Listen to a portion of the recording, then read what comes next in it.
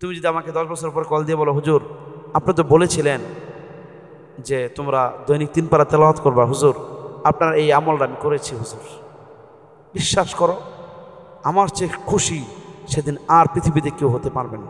তেলাওয়াতের মাধ্যমে কোরআন ইয়াদ হয়, ইয়াদ থাকে, আমুক্তা শোনানোর মাধ্যমে নয়। তোমরা জেনে আরো খুশি হবা যে আমার ওস্তাদজি আমাকে ওই দিন কল দিয়েছেন, ওনার ছেলেকে মার্কাজউদ্দিন ইন্টারন্যাশনাল মাদ্রাসায় ভর্তি করাবে। আলহামদুলিল্লাহ। হিফজুল কোরআন বিভাগের ছাত্রদের হিফজ পড়ার আগে, হিফজ পড়ার পরে বা হিফজ পড়াকালীন অবস্থায় একটা জিনিস অবশ্যই তাদের জানা উচিত, যে কোরআন শরীফ ইয়াদ হয় সবকের মাধ্যমে। এটা তো আমরা সবাই জানি, তাই না? তারপর এটাকে আঁকড়িয়ে রাখার জন্য 7 সবক, তারপর আমুক্তা। যে প্রিয় দর্শক, সবক হচ্ছে যেটা কায়দা, আমপারা, নাজরানা শেষ করে সবক নেওয়ার পর আজকের যে সবকটা সে পড়বে, এটা সে আসর নামাজের আগে 45 মিনিটের মতন 1 পৃষ্ঠা হোক, 1.5 পৃষ্ঠা হোক, 2 পৃষ্ঠা হোক, সবকটা তারা পড়ে, ঠিক না? নাজরানা পড়ে, মাগরিবের পর ইয়াদ করে। কি মাগরিবের পর ইয়াদ করে, মাগরিবের পর ইয়াদ করার পর আবার ফজরের আগে 1 ঘন্টা আগে ঘুম থেকে উঠে এটা ওস্তাদজিকে শোনায়। ফজরের আগে 1 ঘন্টা আগে এটা সুন্দর করে ইয়াদ করে ওস্তাদজিকে বিনা লোকমায়, বিনা টোকায় শোনায়। শোনানোর পর এই পারার ধারাবাহিক যদি 7 পৃষ্ঠা পড়া হয়, 10 পৃষ্ঠা পড়া হয়, ওটাকে বলা হয় 7 সবক। আমি অভিভাবকদের উদ্দেশ্য করে বলবো যে আপনারা যারা এই ভিডিও দেখছেন, যে 7 সবক বলা হয়, এই যে সবকটা পড়লো 3 পৃষ্ঠাও একটা 7 সবক, 7 পৃষ্ঠাও একটা 7 সবক, 13 পৃষ্ঠাও একটা 7 সবক, 19 পৃষ্ঠা পর্যন্ত, 20 পৃষ্ঠা পর্যন্ত একটা 7 সবক হয়। এখন যদি কেউ নতুন পাড়ার 3 পৃষ্ঠা পড়ে, তাহলে ওই যে আগের যে পাড়াটা পড়েছে ওখান থেকে আরও 4 পৃষ্ঠা নিয়ে 7 সবক, 7 পৃষ্ঠা পূর্ণ করবে।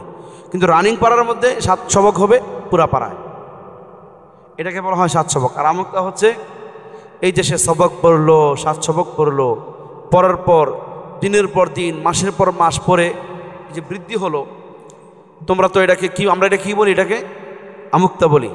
আবার যে এই পড়াটাকে শোনানোটাকে আমুক্তা বলি। আর সর্বমোট তুমি কয় পারা হেফজ পড়েছো? 7 পারা, 8 পারা, 10 পারা। এটা আমুক্তার মাধ্যমে কি হয় জানো? এটা কিন্তু আমরা অনেকে জানি না। এটা হচ্ছে যে আমুক্তা হচ্ছে তোমার তেলাওয়াতের মধ্যে কোনো ভুল আছে কিনা, তুমি ইয়া কিরুন পড়ছো নাকি ইয়া আলামুন পড়ছো, তুমি কি পড়ছো আসলে, এটাকে মানে ভুলটাকে সংশোধন করার জন্য ওস্তাদ তোমাদের কাছ থেকে আমুক্তাটা শোনে। বুঝতে পেরেছো? কিন্তু তোমরা আমাকে একটা প্রশ্নের উত্তর দাও, যে হেফজ খানা পড়াকালীন অবস্থায় একজন কোরআনের হাফেজ তেলাওয়াত করে কি করে না? করে না? তেলাওয়াত করে।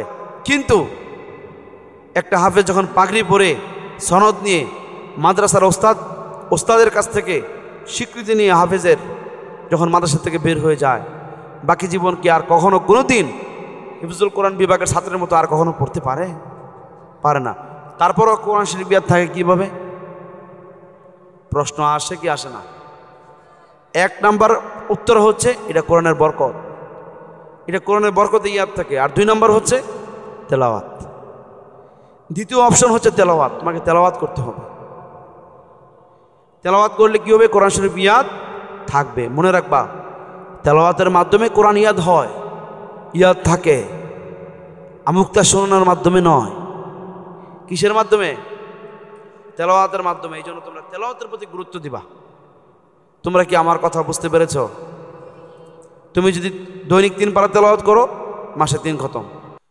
নাজরানা আসরের নামাজের আগে, মাগরিবের পর সবক, ফজরের নামাজের আগে সবক, আবার ফজরের পর 7 সবক, আবার সবকের পারা।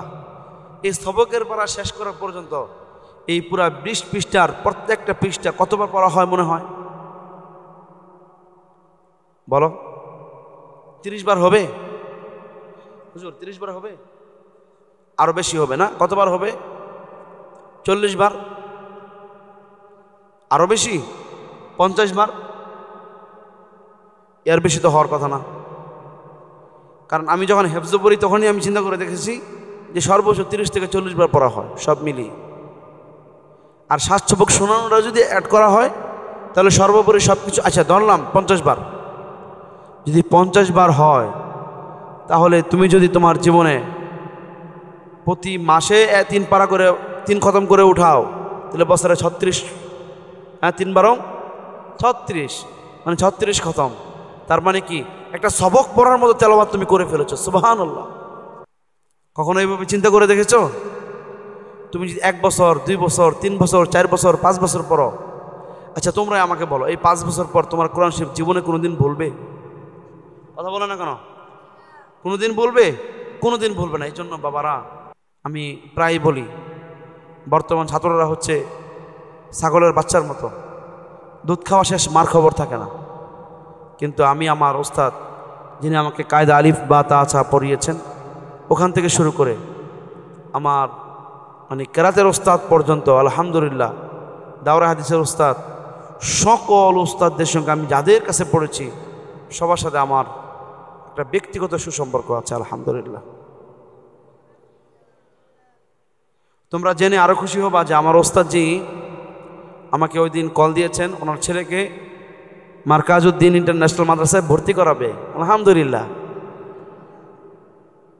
আমি এর চেয়ে খুশির আনন্দের খবর তোমাদেরকে আমি কি দিতে পারি বলো?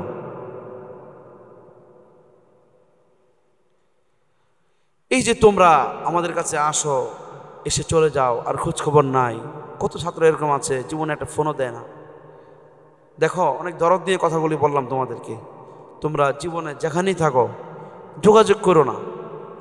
আমি যদি জানতে পারি 20 বছর পর যে মিনহাজ, মাহমুদ, হ্যাঁ সামিউল, জোনায়েদ, তোমরা হ্যাঁ আবদুল্লাহ, রাইসুল, সবার নাম তো বলা সম্ভব না, বললাম আর কি কিছু নাম, হ্যাঁ এই যে মুস্তাকিম, মোর্শেদ, তাসকিন, এই যে আনাস আল আজহার সাহেবের ছেলে, এই যে তোমরা আমার কাছে থাকো বা না থাকো, তোমরা আমি যদি শুনি, আমি যদি জানতে পারি, তুমি যদি আমাকে 10 বছর পর কল দিয়ে বলো হুজুর আপনি তো বলেছিলেন যে তোমরা দৈনিক 3 পারা তেলাওয়াত করবা, হুজুর আপনার এই আমলটা আমি করেছি হুজুর, বিশ্বাস করো আমার চেয়ে খুশি সেদিন আর পৃথিবীতে কেউ হতে পারবে না।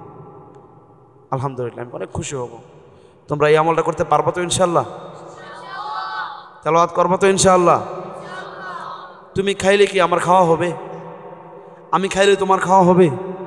আমি তেলাওয়াত করলে তোমার কোনো ফায়দা হবে? তুমি তেলাওয়াত করলে আমার কোনো ফায়দা হবে? তাহলে যদি আমি খাইলে যদি আমার পেট ভরে, তুমি খাইলে যদি তোমার পেট ভরে, তো তোমার তেলাওয়াত কি তোমার করা দরকার আছে না নাই?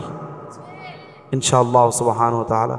আজকের যে কথাগুলো বলেছি, কথাগুলো মানার তৌফিক আল্লাহ পাক আমাদেরকে দান করুন। বলো আমিন।